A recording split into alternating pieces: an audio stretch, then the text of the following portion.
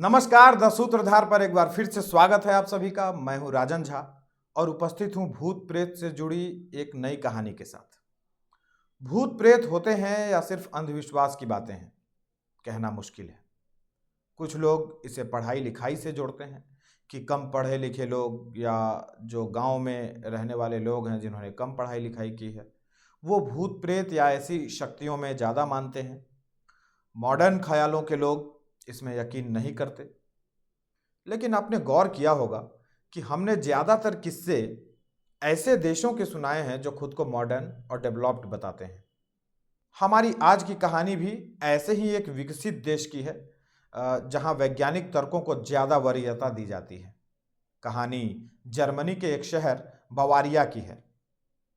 यह कहानी लगभग 72 साल पुरानी है। बात है सन 1952 की। बवारिया शहर के एक ईसाई परिवार में लड़की का जन्म होता है। इस बच्ची का नाम एनालीज मिशेल रखा गया। एनालीज का परिवार अपने धर्म का कट्टर समर्थक था। काम से फुर्सत पाकर एनालीज के माँ बाप ईसाई धर्म का प्रचार भी किया करते थे। एनालीज की 2 और बहनें भी थीं। तो परिवार में कुल 5 लोग थे, माता पिता और 3 बहनें। इसी परिवार में एनालीज बड़ी हो रही थी। सब कुछ ठीक चल रहा था। कुछ ही सालों के बाद एनालीज की बहन, जब एनालीज 8 साल की हुई तो उसकी जो और 2 बहनें थी उसमें से एक की मौत हो जाती है।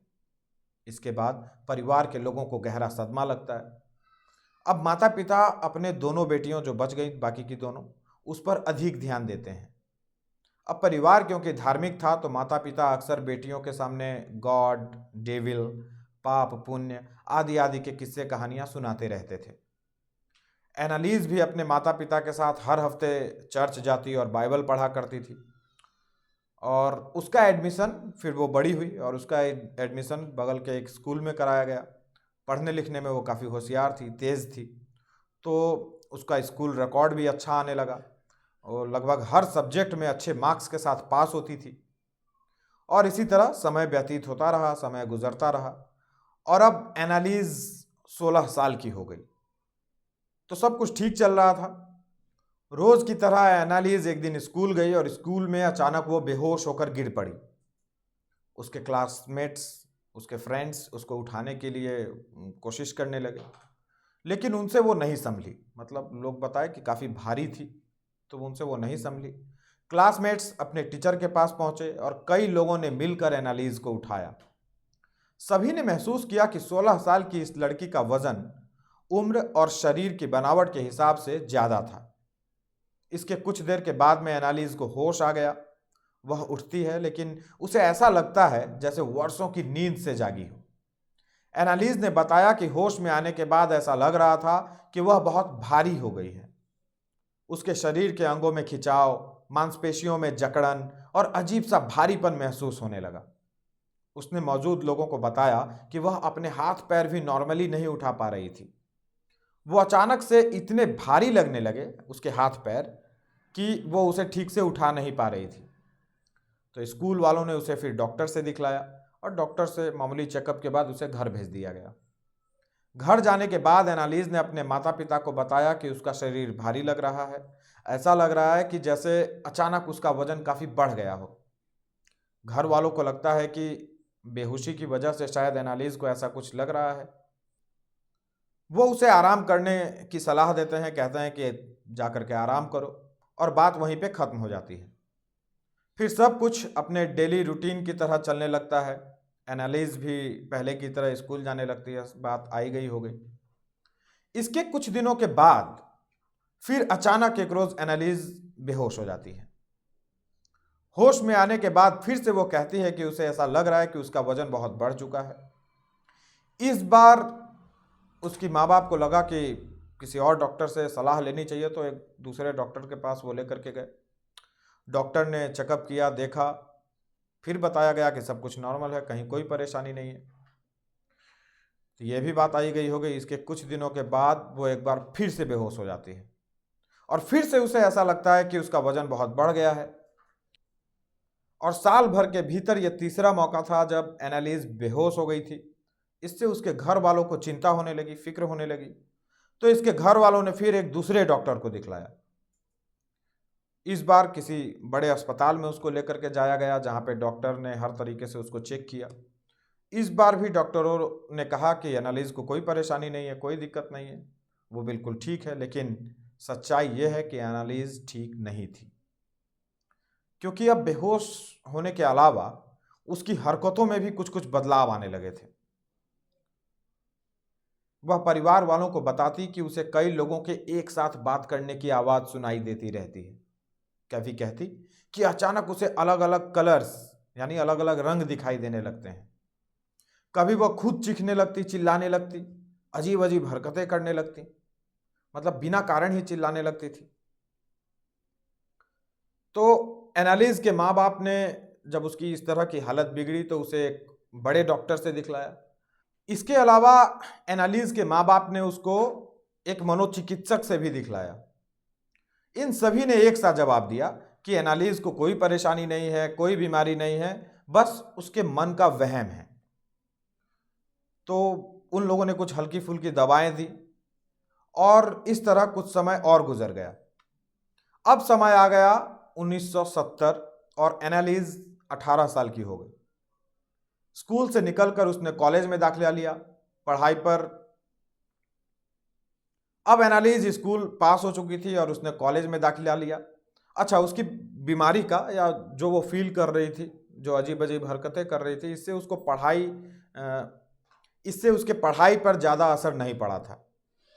मतलब उसके सेहत का असर उसकी पढ़ाई पर नहीं पड़ा। पढ़ने लिखने में अभी भी वो काफ़ी होशियार थी, काफ़ी अच्छी थी और अच्छे मार्क्स के साथ पास होती जा रही थी। तो अब स्कूल पास होकर के वो कॉलेज पहुंच चुकी थी। 18 साल का होने के बाद एक दिन फिर एनालिस को दौरा पड़ता है। वो बेहोश हो जाती है। उसे फिर से डॉक्टर के पास ले जाया गया। इस बार पता चला कि एनालिस को मिर्गी का दौरा पड़ा था। डॉक्टरों ने इलाज शुरू किया, उसे दवाइयाँ दी, उसको होश आया, वो ठीक हो गई और कुछ ही दिनों में उसे अस्पताल से छुट्टी मिल गई। फिर वह घर लौट आई। भले ही एनालिस घर लौट आई हो, लेकिन उसकी सेहत बिगड़ती जा रही थी। वो कहती रही कि अंदर से वो पहले की तरह फिट नहीं लग रही। उसे हमेशा लगता रहा कि उसके अंदर कोई और भी रह रहा है। अचानक वजन ज़्यादा लगने लगता, फिर अजीब सी बदबू आने लगती, अलग अलग रंग दिखाई देने लगते। इन सब के बीच दूसरी तरफ उसकी स्टडी थी, जैसा कि पहले भी बताया कि वो अच्छी चल रही थी। एनालिस अच्छे मार्क्स के साथ ग्रेजुएशन भी पास कर जाती है। अच्छा, ग्रेजुएशन के बीच वह कई बार अपने पेरेंट्स को अपनी तकलीफ बताती। पेरेंट्स से लेकर दिमाग का इलाज करने वाले डॉक्टरों ने उसे समझाया, क्योंकि कई टेस्ट करने के बाद सभी रिपोर्ट एक से थे, सभी नॉर्मल थे, उसे कोई परेशानी निकल करके रिपोर्टों में तो नहीं आई। तो डॉक्टरों ने एनालिस की काउंसलिंग की। उन्होंने समझाया कि कई बार पढ़ाई के स्ट्रेस की वजह से या कोई अन्य स्ट्रेस की वजह से ऐसा होता है, तो उस तरफ ध्यान न देकर एनालिस अपने पढ़ाई पे फोकस करे। पेरेंट्स ने भी समझाया, डॉक्टरों ने भी समझाया, मनोचिकित्सकों से भी परामर्श लिया गया था, उन लोगों ने भी एनालिस को इसी तरह की सलाह दी। और ऐसे ही करते करते कुछ और समय व्यतीत हो गया। अब एनालिस लगभग 20-21 साल की हो चुकी थी और अब उसमें कुछ ऐसे बदलाव होने लगे जिससे उसके माँ बाप डरने लगे। अब उसने ऐसा करना शुरू किया कि जो 2-3 साल की बीमारी के बीच एनालिस ने कभी नहीं किया था। एनालिस बार बार कहती कि उसके अंदर कोई है। वह अचानक अपने कपड़ों को फाड़ने लग जाती थी। वो जब भी कीड़े मकोड़ों को देखती थी तो उसे खा जाती थी। जानवरों सा मुंह बनाती थी। यह देखकर घर वालों के होश उड़ने लगे। उसे लेकर फिर अस्पताल पहुंचे। वहां हर तरह का चेकअप हुआ, सभी रिपोर्ट्स नॉर्मल। लेकिन एनालिस की ये हरकतें रुकी नहीं। अचानक उसे दौरा पड़ता और जो दौरा पड़ता उसमें यही सिम्टम्स, अगले ही पल वो ठीक भी हो जाती। अब एक बार संयोग से एनालिस के सामने क्रॉस आ गया था, तो उनके घर वालों ने नोटिस किया कि जीसस क्राइस्ट वाला जो क्रॉस है, जब वो एनालिस के सामने में आया तो एनालिस उसको देख करके कुछ असहज होने लगी और वो किसी बहाने से वहाँ से चली गई। यह बात घर वालों ने नोटिस की और जैसा कि आपको पहले ही बताया कि उसके जो घर वाले हैं कैथोलिक ईसाई फैमिली से, तो काफ़ी अधिक धार्मिक प्रवृत्ति के थे। तो उन्हें पहली बार ऐसा लगा कि कुछ तो है जो ठीक नहीं है। इसके बाद भी एनालिस का इलाज कराया जाता रहा, लेकिन माँ बाप के दिमाग में यह बात क्लिक हो चुकी थी कि क्रॉस के सामने आने से एनालिस असहज हुई थी। तो पहली बार उसके माँ बाप ने एक बिशप से मुलाकात की और अपनी बेटी का हाल कह सुनाया। बिशप ने कहा कि उसे ले आओ, देखते हैं। एनालिस अपने माँ बाप के साथ बिशप के पास पहुंची। बिशप ने एनालिस को देखा तो वहां भी एनालिस ने कुछ ऐसी हरकतें की कि बिशप को लगा कि एनालिस नॉर्मल नहीं है। वहां भी जब क्रॉस दिखाया गया तो एनालिस भागने लगी। फिर बिशप ने 2 पादरियों को नियुक्त किया, 2 पादरियों को आदेश दिया कि इस लड़की का इलाज करें। तो पादरी बिशप के आदेश के बाद इलाज शुरू करते हैं।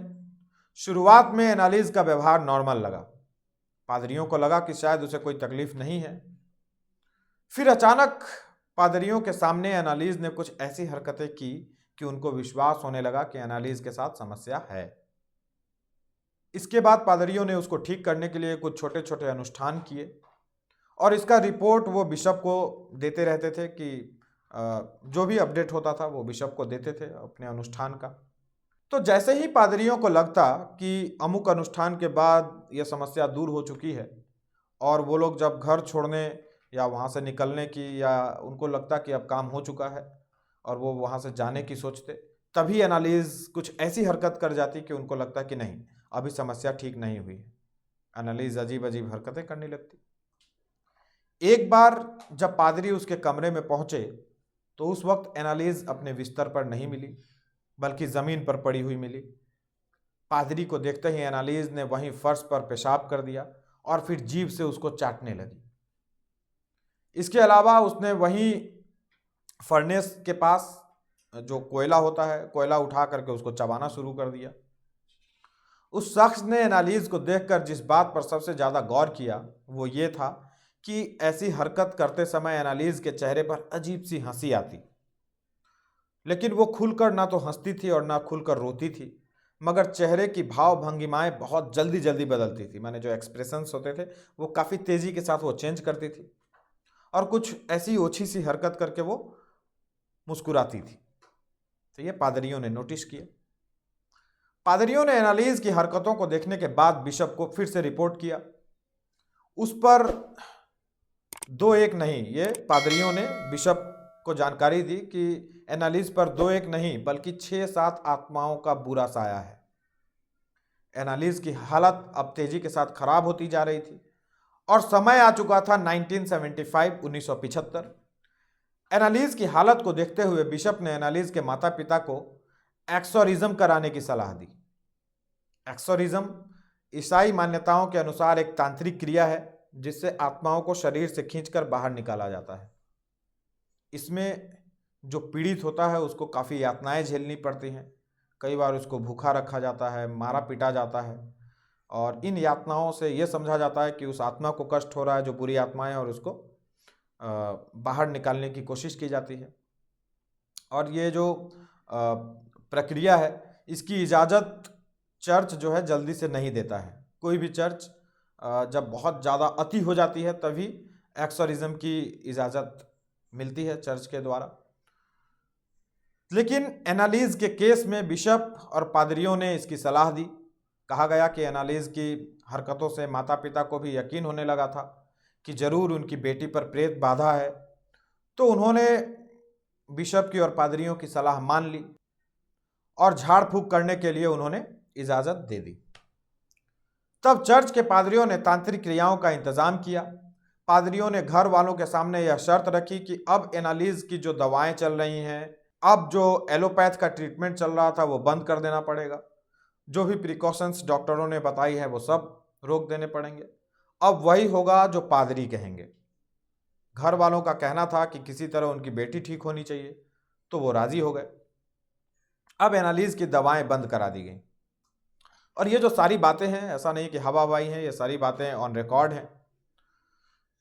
इस एक्सोरिज्म का एक एक सेशन 1 से 4 घंटे का होता था और 10 महीनों के भीतर भूतों को एनालिस के शरीर से निकालने के नाम पर इस तरह के 67 यातनापूर्ण सेशंस किए गए थे।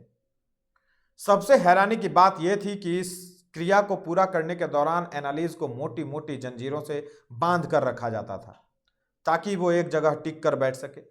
कई बार अनुष्ठान के बीच एनालिस का व्यवहार बदल जाता और वो हमला कर देती थी, इसलिए उसे बांध कर रखा जाता था, भूखा रखा जाता था। सेशन के कुछ दिनों के बाद वह बहुत सुस्त रहती। भोजन करने के लिए कहा जाता तो वो इनकार कर देती थी। वह कहती थी कि उसे भूख तो लगती है लेकिन कोई उसे खाने से रोक रहा है। इस तरह 10 महीनों तक कई बार मतलब क्या 67 बार उसके साथ झाड़ फूक किया गया। इस तरह का सेशन रखा गया, लेकिन उसकी हालत में कोई सुधार नहीं हुआ, बल्कि हर बीतते वक्त के साथ उसकी हालत और ज़्यादा खराब होने लगी। उसका वजन 10 महीनों में सिर्फ 30 किलो रह गया था। मतलब 22-23 साल की लड़की जिसका वजन 10 ही महीनों के भीतर 30 किलो रह गया था। आंखें धंसी हुई, डार्क सर्कल, मतलब देखते देखते एक खूबसूरत लड़की अचानक भयानक दिखने लगी थी। कहते हैं कि सेशंस के दौरान कई बार पादरी उन प्रेत आत्माओं की पिटाई भी करते, लेकिन चोट तो एनालिस के शरीर को लग रही थी। इस तरह 67 सेशंस के बाद एनालिस ठीक होने के बदले और ज्यादा बीमार हो गई। 30 जून 1976 को रात के वक्त एक बार फिर से उसी तरह का सेशन परफॉर्म किया गया। इस दौरान उसने पादरी से कहा था कि अब वो पूरी तरह से थक चुकी है। जो लास्ट सेशन चल रहा था उस सेशन के दौरान वो पादरी से कहती है कि अब वो थक चुकी है, अब उसे इस शरीर से छुटकारा पाना है, और रोने लगती है।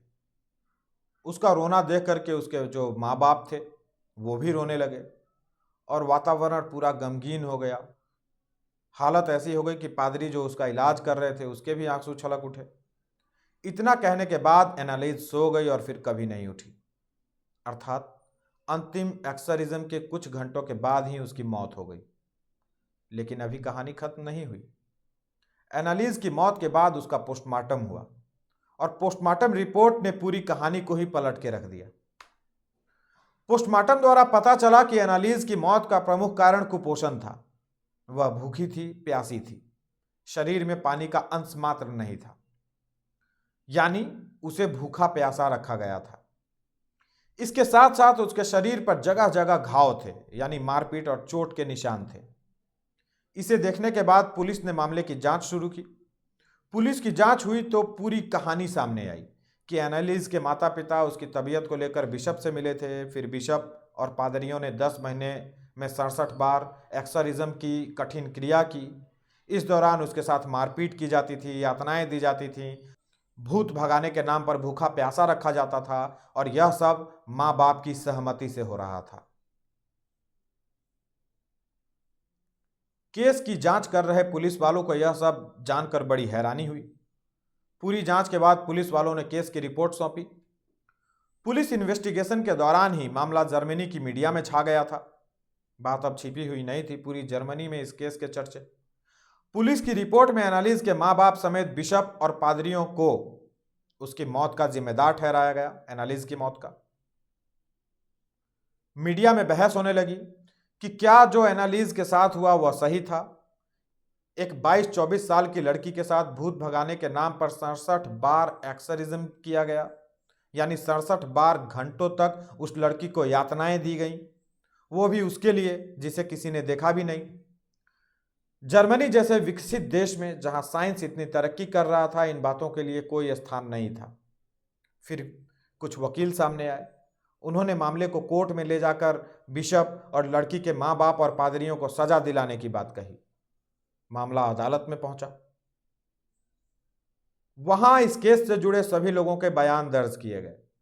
सबसे पहले माँ बाप को कटघरे में बुलाया गया।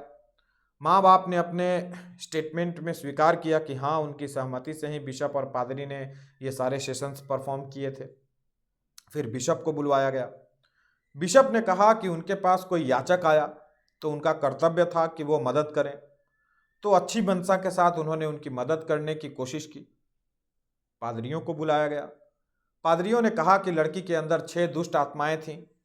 वे चाहते थे कि लड़की के अंदर जो ओरिजिनल उसकी आत्मा है वही रहे, और उसकी शरीर पर से वो जो 6 आत्माएं हैं वो कब्जा छोड़ दे। इसीलिए वो जो सारी की सारी प्रक्रिया थी वो लोग उसको परफॉर्म कर रहे थे, या जो दुष्ट आत्माएं थी उनको भगाने की कोशिश कर रहे थे। इन शॉर्ट ये बोला गया कि उनकी नीयत खराब नहीं थी, वो खराब मंशा के साथ ये सब नहीं कर रहे थे, बल्कि भलाई के लिए कर रहे थे, लड़की का इलाज कर रहे थे। अब मामला धर्म, खास करके चर्च से जुड़ गया था। बिशप, पादरी चर्च से जुड़े हुए, तो कुछ लोग उनके समर्थन में भी थे। पोस्टमार्टम करने वाले जो डॉक्टर थे उनका भी बयान दर्ज किया गया। अगर उन्होंने कहा कि अगर वक्त रहते उसका डॉक्टरी इलाज किया जाता एनालिस का, तो शायद वो बच सकती थी। लेकिन उन लोगों ने डॉक्टरी इलाज की बजाय दकियानूस तरीकों को चुना, इसलिए एक बच्ची की मौत हो गई। ये डॉक्टरों का, जिन्होंने पोस्टमार्टम किया था, उनका कहना था। इस तरह 2 साल बाद 1978 में कोर्ट ने फैसला सुनाया। कोर्ट ने लड़की के माता पिता, बिशप और पादरियों को लड़की की मौत का गुनहगार माना और उनको सजा दी। लड़की के माता पिता को मामूली सजा हुई। बिशप और पादरी जो थे दोनों, उनको 6 महीने की जेल की सजा हुई। लेकिन वो लोग जेल गए नहीं, दोबारा अपील की। मामला धार्मिक था तो कोर्ट पर भी दबाव था, तो सभी को मामूली सजा देकर के छोड़ दिया गया। इस बात पर काफ़ी हंगामा भी हुआ कि एक अच्छी और पढ़ने लिखने में होशियार लड़की जो अपने माता पिता समेत बिशप और पादरियों के अंधविश्वास का शिकार हो गई थी, उन्हें सजा मिलनी चाहिए थी। पर अफसोस कि ऐसा नहीं हो सका।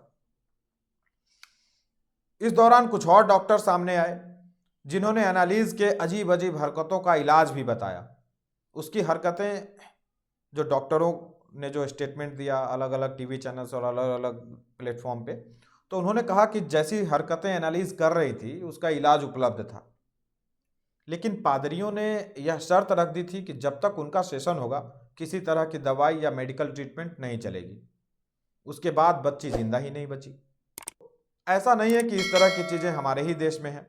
जर्मनी जैसा विकसित देश भी इन चीज़ों से अछूता नहीं है। इसी घटना पर एक फिल्म भी बनी थी 2005 में। वो फिल्म आई थी एक्सोरिज्म ऑफ एमिली रोज, उस फिल्म का नाम था। और ये जो फिल्म की कहानी थी वो एनालिस पर ही आधारित थी। फिल्म ने काफ़ी अच्छा बिजनेस भी किया था। बाद में जब पता चला कि यह जर्मनी की सत्य घटना पर आधारित फिल्म है, माने आम दर्शकों को पहले यह नहीं बताया गया था, फिर धीरे धीरे प्रचारित हुआ, तो और भी ज़्यादा संख्या में लोग इसे देखने के लिए थिएटर में पहुंचे। तो यह थी आज की हमारी कहानी। अगले हफ्ते फिर से मिलेंगे एक अन्य कहानी के साथ। तब तक अपना, अपने परिजनों का ध्यान रखिए। हमारी कहानियाँ दूसरों को भी सुनाइए। नमस्कार।